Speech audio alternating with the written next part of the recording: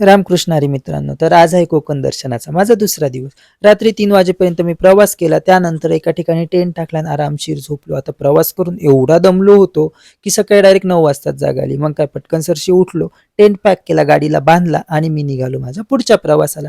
आता कोकणातले हे रस्ते, हा प्रवास एवढा मजेशीर आणि एवढा सुंदर आहे ना, की असं वाटतं हा संपूच नाही. पुढे आल्यानंतर मला एक छोटंसं कुंड दिसलं. त्यातलं पाणी एवढं नितळ होतं ना, की अंघोळ करण्याचा मोह काय आवरला नाही. मग मस्तपैकी अंघोळ केली, फ्रेश झालो आणि तिथून निघालो मी पुढच्या प्रवासाला. आता तुम्ही बघू शकता, जिकडे पाहिजे तिकडे फक्त पाणीच पाणी, नारळाच्या आणि सुपारीच्या बागा. त्यामुळे इकडे मन एवढं रमून जातं ना, की रिटर्न येण्याची इच्छाच होत नाही. आता ज्या गोष्टीसाठी मी कोकणात आलो होतो ना, फायनली ती गोष्ट मला भेटली. ती म्हणजे ही कमळाची झाडं. रस्त्याच्या कडेला मला एक छोटंसं तळं दिसलं. त्यात लाल आणि सफेद कलरची खूप सारी कमळाची झाडे होती. आता प्रामाणिकपणे त्यातले मी फक्त 2च झाडं घेतले. एक लाल कलरचं आणि एक सफेद कलरचं आणि मी निघालो माझ्या पुढच्या प्रवासाला. आज मला बघायचा होता सूर्यास्त, तो पण एका समुद्र किनाऱ्यावरून. मग काही जवळच असलेल्या एका समुद्रकिनारी गेलो. तिथून मी सूर्यास्त बघितला. 1.5-2 तास मी ह्या बीचवर घालवलं. प्रचंड असं क्लीन हे बीच होतं.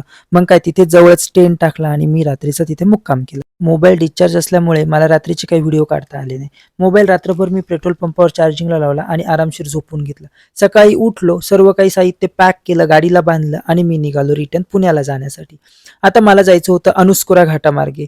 अनुस्कुरा घाट मी पावसाळ्यात तर बघितला होता, तो आता मला बघायचा होता हिवाळ्यामध्ये. कारण पावसाळ्यामध्ये प्रचंड धुकं असल्यामुळे तो घाट नीट काय मला पाहता आला नव्हता. निसर्गाचा आनंद घेत घेत फायनली मी पोहोचलो अनुस्कुरा घाटामध्ये. तिथे गरमागरम चहा घेतला आणि मी परत पुढचा माझा प्रवास सुरू केला. तर अशा प्रकारे माझी 3 दिवसाची ही कोकण ट्रिप पूर्ण झाली. रात्री 2 वाजता मी पुण्यामध्ये पोहोचलो.